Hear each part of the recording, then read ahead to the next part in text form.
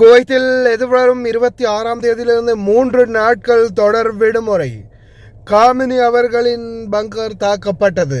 இந்தியர்கள் 13 பேர் உட்பட ஆப்கானிஸ்தான்கள் 6 பேர் கைது. மொசாடுக்கு உளவு வேலை பார்த்ததாக ஈரானில் வைத்து கைது செய்யப்பட்டிருக்கின்றார்கள். அதே போல் நெகோசியேட் பண்ணுறதுக்காகவே தனியாக ஒரு டீம் இறக்கியிருக்கிறாங்க. அடுத்ததாக மிக முக்கியமான தகவல், தண்ணீர் தட்டுப்பாடு இல்லை. குவைத்தில் தண்ணீருக்கான தட்டுப்பாடு இல்லை.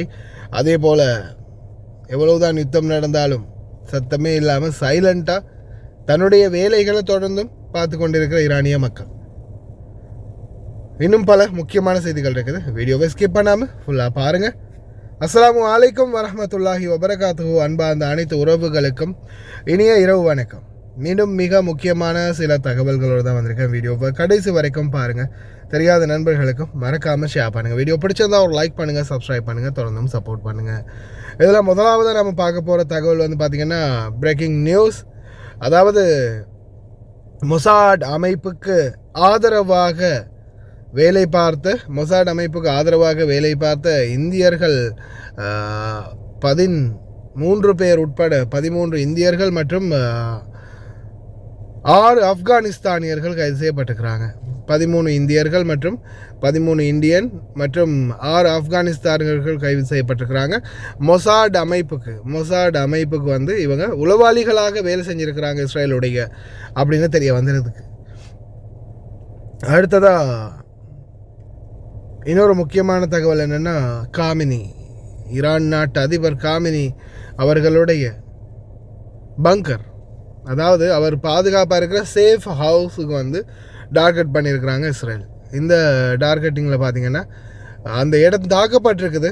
ஆனால் அவர் அந்த இடத்துல துரதிருஷ்டவசமாக இல்லாமல் போனதால் அல்ஹம்துலில்லாஹ் அவர் உயிருக்கு எந்த ஆபத்தும் இல்லை. கடைசியில் அந்த ஆளுக்கு ஏதாவது ஆகியிருந்தால் பெரியோர் 3ஆம் உலகப் போர் நிச்சயமாக ஈரான் ஆரம்பித்தே இருப்பாங்க. நியூக்ளியரை ஸ்டார்ட் பண்ணியே விட்டுருப்பாங்க. சரியாக டார்கெட் பண்ணி அடிச்சிருக்கிறாங்க. ஆனால் அந்த சந்தர்ப்பத்தில் அவர் இல்லாமல் போனதால் தப்பி இருக்குது. அடுத்த கட்டமாக பாருங்கள், இதில் அவங்க மென்ஷன் பண்ணியே காட்டியிருக்காங்க, no one is a face of Israel அட்டாக்ஸ்ன்னு. என்ன காரணம்னா, பக்கத்தில் குண்டு வெடிச்சுக்கிட்டு இருக்குது.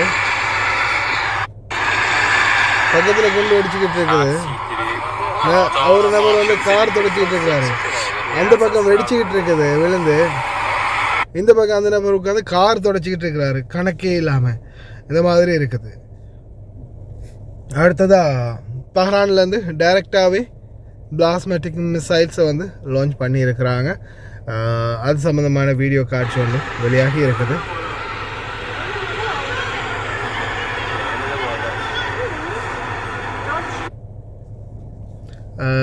அடுத்ததாக குவைத்துடைய முக்கியமான செய்தி ஒன்று பார்த்துடலாம். குவைத்துடைய அமைச்சர்கள் குழு அர்ஜென்ட் மஜ்லிஸுல் வஸரா இஸ்லாமிக் நியூ இயர் ஹாலிடே, அதாவது ஹிஜ்ரி புது வருடத்தை முன்னிட்டு எதிர்வரும் 26ஆம் தேதி வியாழக்கிழமை விடுமுறை என அறிவிச்சிருக்கிறாங்க. அதாவது விடுமுறை எதிர்வரும் ஜூன் 26ஆம் தேதி ஸ்டார்டிங். அதே போல் 29ஆம் தேதி மறுபடியும் வேலைகள் தொடங்கும் அப்படின்னு தெரிஞ்சுருக்காங்க. அதாவது 29ஆம் தேதி ஞாயிற்றுக்கிழமை வேலைகள் மறுபடியும் தொடங்கும் அப்படின்னு தெரிவிச்சிருக்கிறாங்க. அமைச்சரவை குழுவின் இது அதிரடி தீர்மானம்.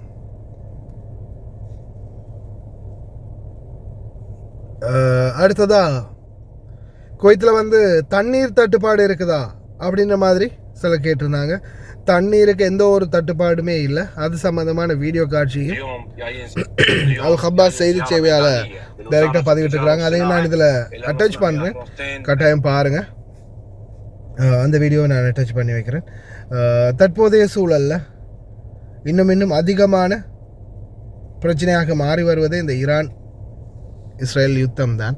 ஏன்னா இவ்வளோ காலமும் இஸ்ரேல் பாலஸ்தீன் யுத்தம் நடக்கும்போது கூட சாதாரணமாக இஸ்ரேல்காரன் தான் அடிச்சுக்கிட்டு இருந்தானே தவிர பாலஸ்தீனால் பெரிய அளவில் எந்த அளவு தெல் அவீவ் எல்லாம் அழிகிற அளவுக்கெல்லாம் பெரிய அளவு பாதிப்புகள் எதுவும் இருக்கலை.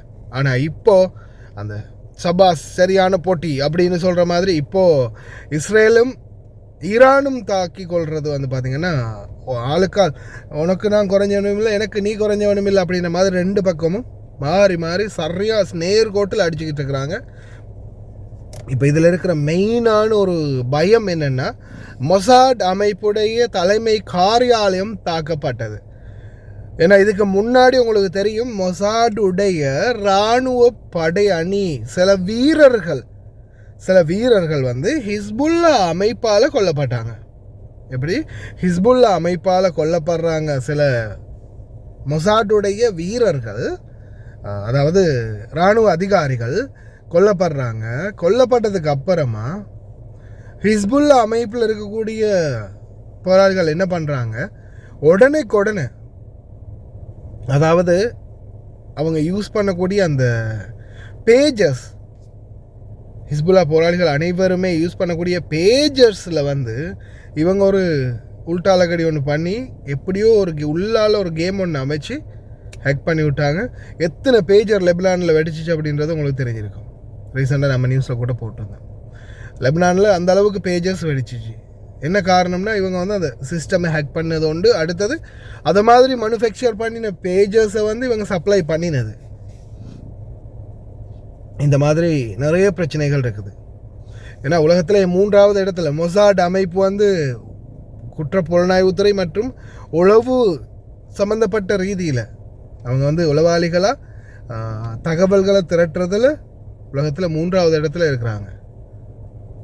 அந்த அளவுக்கு இன்டெலிஜென்ஸ் டீமாக செயல்பட்டுக்கிட்டு இருக்கிறாங்க. ஆனால் அவங்களுடைய அந்த தாக்குதல், அந்த ஹிஸ்புல்லா அடித்தது இன்னமும் அவங்களுக்கு அந்த ஆறாத ரணமாகவே இருந்துச்சு.